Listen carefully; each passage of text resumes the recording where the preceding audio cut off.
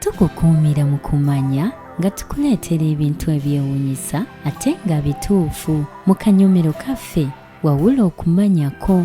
Olunaku olwaleero twagala tutunuulire emu ku nnyingo ezisinga obukulu mu bulamu bw'omuntu era nga si ndala wabula ye nnyingo emanyiddwa nga otulo. Tugenda kutunuulira lwaki omuntu tosaanidde kugamba abantu kuzuukusa, tosaanidde kuteekako budde bukuzuukusa oba giyite alamu mu lunnabuddu. Bangi ku bantu tebakyebaka bulungi oba tebeebaka tulo tumala olw'emirimu okubamalawo n'ebizibu by'ensi eno, era nga bangi ku ffe tuzuukuka ng'ebiseera bingi tetwebase mu nneebaka entuufu nga Katonda gye yateekateeka. Wabula olunaku olwaleero tugenda kutunuulira ensonga lwaki omuntu tosaanidde kuzuukusibwa oba lwaki tosaanidde kugamba bantu kuzuukusa oba okuteekako obuuma obwo obuzuukusa abantu. Osaanidde okwebaka era n'ozuukuka buzuukusi nga tewali akuzuukusizza. Mu ngeri y'emu tugenda kuba tutunuulira ebimu ku biviirako abantu okuloota ebirooto eby'entiisa oba abalala okuloota ebirooto eby'emirembe. Katusooke tutunuulire ensonga lwaki omuntu tosaanidde kuteekako budde bukuzuukusa oba giyite alamu mu lunnabuddu okusinziira ku bakugu mu by'otulo. Singa oteekako alamu wabeerawo okutataaganyizibwa mu nteekateeka y'otulo nga bwe yateekebwateekebwa Katonda. Okusinziira ku kunoonyereza, Katonda yategeka nti buli lwe weebaka olina okutandikira ku ntandikwa y'otulo nga bwe yasengekebwa Katonda. Wabula singa otataaganyizibwa mu nneebakaayo okugeza n'oteekako akadaaka kuzuukusa oba giyite alamu oba mu ngeri endala n'ogamba abantu okukuzuukusa nga tomazeeyo nsengeka ya tulo nga bwe yateekebwateekebwa Katonda, ekyo nno kiba kitegeeza nti otulo watukomezza mu makkati. N'olw'ensonga eyo buli lw'oddamu ne weebaka obeera olina okumalirizayo otulo tuli tewaleseeyo, ate olwo omubiri ne gukomawo okutandika obupya n'otulo otujja nga bwe kiteekeddwa okuba mu butonde bw'otulo. Kale nno kirungi nnyo ne weezuukusa wekka nga tewali kikuzuukusizza, kubanga awo ebiseera ebisinga otulo tubeera tumaliddwayo, nga bw'onaddamu ne weebaka tujja kutandika bupya nga bwe kiteekeddwa okubeera mu butonde. Olw'ensonga nti buli omuntu lwe weebaka n'otataaganyizibwa mu tulooto oba ne wabaawo ekikuzuukusa oba ne wabaawo akuzuukusa oba mu ngeri endala nga wataddeko obudde obukuzuukusa giyite alamu, otulo tooba weebase oba otukomezza mu makkati. Ate nga mu butonde bw'otulo Katonda nga bwe yakola okwebaka omuntu, buli lwe weebaka otulo tuba tulina okutandika obujja ku ntandikwa yaato. Kaakati singa otandika okwebaka nga waleseeyo ekitundu ky'otulo, kiba kitegeeza nti omubiri gujja kusooka guvuge ekitundu ky'otulo kye wasoose okulekayo, n'oluvannyuma gukomewo eno ku ntandikwa, olwo nno gutandike buto n'otulo otujja. Ekyo nno kya bulabe eri omubiri gwo, era nga guba gukaluubirirwa okusooka okumala okuvuga kiri ekitundu ate n'okudda buto ku ntandikwa y'otulo. N'olw'ensonga eyo abakugu bagamba tikyandibadde kirungi nnyo n'otateekako budde obuzuukusa abantu oba ziyite alamu oba n'otagamba muntu yenna kukuzuukusa, olwo nno n'osobola okwezuukusa wekka.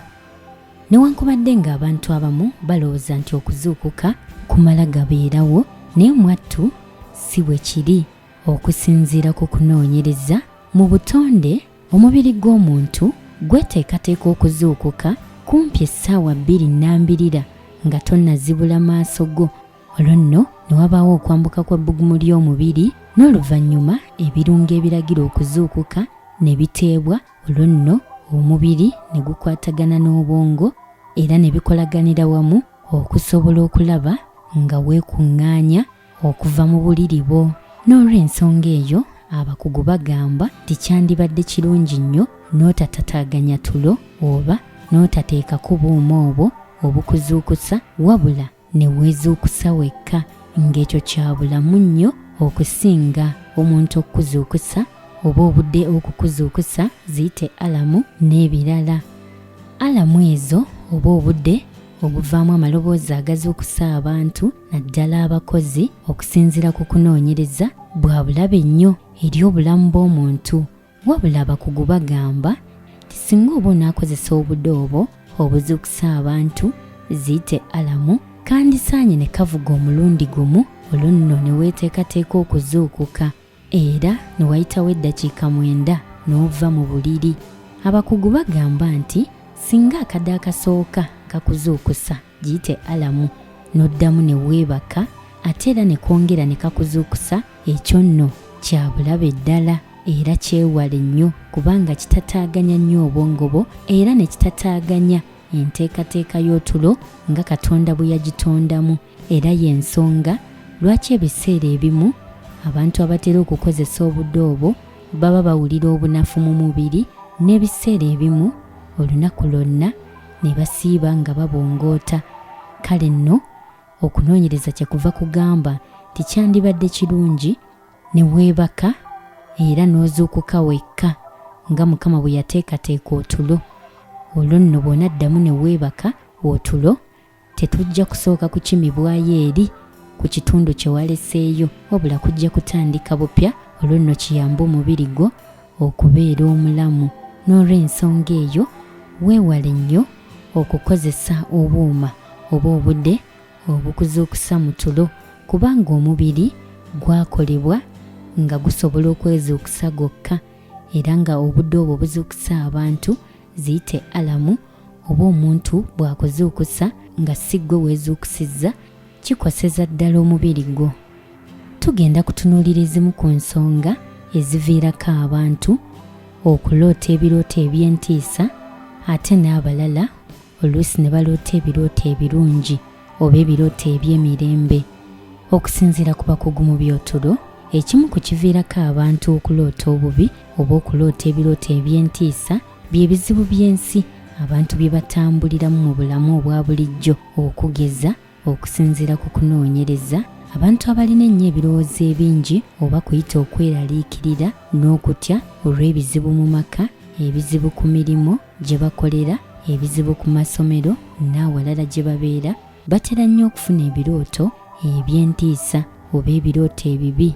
Ekirala ekiviirako abantu okuloota ebirooto eby'entiisa kwe kwebaka n'otamalaayo tulo. Jjukira twalabye nti Katonda yakola otulo nga singa tuba tetuweddeeyo boddamu okwebaka, ekitundu kiri ekiba kyasigaddeyo kiba kirina okumalibwayo. Olwo nno n'oddayo buto ku nsengeka y'otulo ku ntandikwa, otulo ne tutandika bujja. Kati singa omuntu otataaganyizibwa mu tulooto n'oba ng'olekayo ebitundu by'otulo, buli lw'oddamu okwebaka omubiri gutwala ekiseera nga gumalayo ekitundu ekyo kye waleseeyo, era wakati mu kukola ekyo wabaawo okutataaganyizibwa, n'oluvannyuma ne kikuviirako okuloota ebirooto eby'entiisa.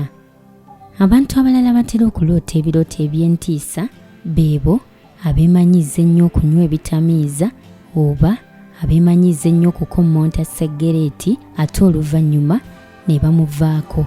Kati wakati mu kuva ku bintu bino, olw'okuba omubiri n'obwongo biba byamanyiira okutamiira oba nga biba byamanyiira segereeti, n'olw'ensonga eyo obwongo buba bulwana okuddawo, era wakati mu kukola ekyo kiviirako abantu okuloota ebirooto eby'entiisa. Mu ngeri y'emu, abantu ababulamu ekirungo ekya vitamin B6 nabo batera okufuna ebirooto ebibi, ate era batera nnyo okwerabira ebirooto bye babeera baloose. Weewale nnyo okulya emmere eyitiridde ng'onootera okuyingira obuliri, kubanga nakyo kisobola okukuviirako okuloota ebirooto eby'entiisa. Okusinziira ku kunoonyereza, abantu ebitundu 9 n'obutundutundu 5 ku buli 100 abalya nga banaatera okuyingira obuliri batera nnyo okuloota ebirooto eby'entiisa. N'olw'ensonga eyo weewale nnyo okulya okufundukula kw'onootera okuyingira obuliri bwo. Mu ngeri endala, singa omuntu abeera n'ebika by'eddagala ebimu byamira omubiri nga gumaze okubimanyiira ate mu nsonga eyo n'amala n'abivaako oba oliawo nga ddoozi emaze okuggwaayo, kiyinza okumuviirako okuloota ebirooto eby'entiisa olw'ensonga nti omubiri n'obwongo biba byamanyiira eddagala eryo. Kati wakati mu kulivaako omubiri n'obwongo biba birwana okuddayo mu mbeera eri eya bulijjo. N'olw'ensonga eyo wabaawo okuloota ebirooto eby'entiisa. Abantu abalala baloota ebirooto eby'entiisa okusinziira ku lunaku lwabwe nga bwe lubadde. Abamu basobola okulaba ebintu ebitiisa, gamba ng'obubenje obw'amaanyi ennyo, abalaba firimu ezitiisa, n'abasoma obutabo obutiisa, naddala ebyo ebisembayo mu bwongo bwe oba ebyo ebyayingidde ennyo ku bwongo bwe. Kale n'olw'ensonga eyo bwe yeebaka asobola okuloota ebintu ebyo kubanga biba byekutte ku bwongo bwe. Bingi nnyo ebireetera abantu okuloota ebirooto eby'entiisa, wabula nga osobola okwewala oba okuziyiza okuloota ebirooto eby'entiisa ng'okola bino wammanga. Fuba nnyo okulya ebintu ebirimu vitamini B6, gamba ng'enkoko, ssekoko, ebyennyanja, ennyama y'embizzi, soya, ovakado, amenvu n'ebirala. Era nga kyandibadde kirungi nnyo omuntu ng'anaatera okuyingira obuliri wakiri n'alyayo omunwe gw'eryenvu oba n'alyayo ekintu kyonna ekirimu vitamini B6. Wabula ate mu ngeri endala, vitamini B6 tolina kugiyitiriza nnyo mu mubiri gwo kubanga bw'eyitirira eyinza okwonoona obusimu obuleeta obubaka mu magulu nga nno kw'otadde n'emikono. Kale nno kyandibadde kirungi n'ofuna vitamini B6 ekipimo kya miligulaamu 1 n'obutundutundu 7 bwokka. Mu ngeri y'emu, vitamini B6 eyamba nnyo abantu okujjukira ebirooto bye baba baloose. N'olw'ensonga eyo wettanire nnyo okulya ebintu ebirimu vitamini B6, wabula ng'akabenje kali mu kubiyitiriza. Lya ebisaamusaamu osobole okuloota obulungi, ate nga bw'ozuukuka osobola bulungi okujjukira bye waloose. Abakugu mu tulo bagamba nti omuntu okujjukira obulungi by'aba aloose abijjukirira mu ddakiika 5 ezisooka nga yaakazuukuka. Kale nno kyandibadde kirungi mu ddakiika 5 ezisookera ddala nga waakazuukuka ne weefumintiriza ku ebyo by'oba oloose osobole obutabyerabira, era nga bwe zisukkaawo ebisinga ku bye waloose oba ogenda kubyerabira. Lumonde omuganda oyo naye alimu ekirungo ekya vitamini B6. Kale nno osobola okwettanira okumulya wabula nga tomuyitiriza. Engeri endala gy'oyinza okuziyizaamu okuloota ebirooto eby'entiisa, weewale nnyo okwebaka ekyobugazi oba okwebakira ku mugongo. Okusinziira ku kunoonyereza, abantu abatera okwebakira ku mugongo batera okuloota ebirooto eby'entiisa, wabula ng'abakugu bagamba nti kyandibadde kirungi omuntu n'ofuba okulaba nga weebakira ku lubutolo.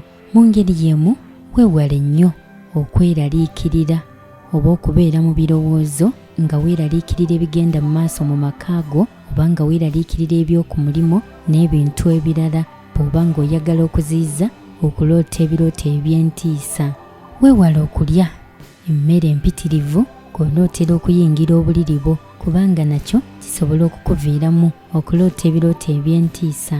Mu ngeri y'emu, ziyiza okulaba ebintu eby'entiisa emisana, okugeza bw'olaba akabenje ak'amaanyi osobola obutateekayo mu maaso go.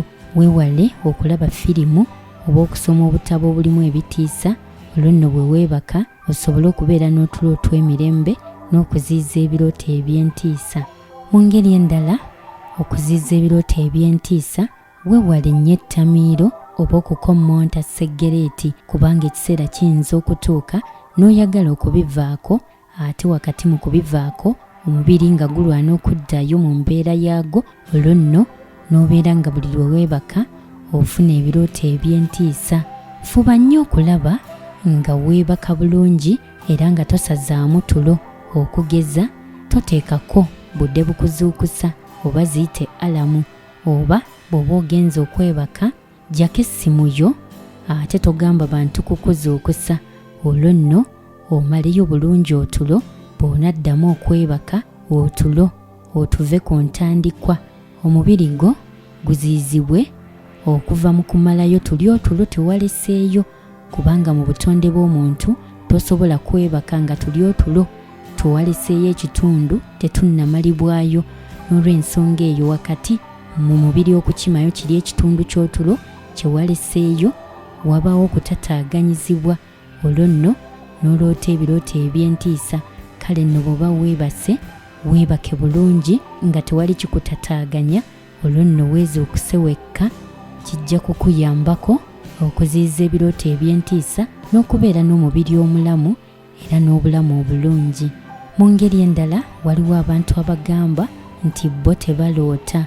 N'olw'ensonga eyo bw'oba nga gw'ogamba nti toloota, osobola okugenda mu buliri bwo ng'enjala ekuluma, kubanga bw'ogenda mu buliri ng'enjala ekuluma okusinziira ku bakugu, sukaali abeera wansi ddala, ate n'ekirungo kya sukaali bwe kibeera wansi osobola okulootera ddala okusinga nga kiri waggulu.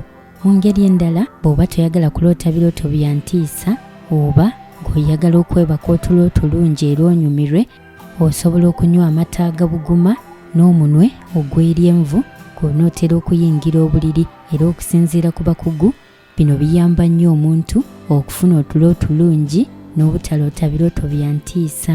Bintu bingi nnyo by'osobola okukola okuziyiza ebirooto eby'entiisa, wabula olw'obudde katukome ku ebyo era nga tubakuutirira okwebaka obulungi n'okufuba okulaba nga temuteekako bintu bibatataaganya, musobole okumalayo otulo obulungi nga Mukama bwe yakuteekateeka, kubanga otulo nnyingo nkulu nnyo mu bulamu bw'omuntu.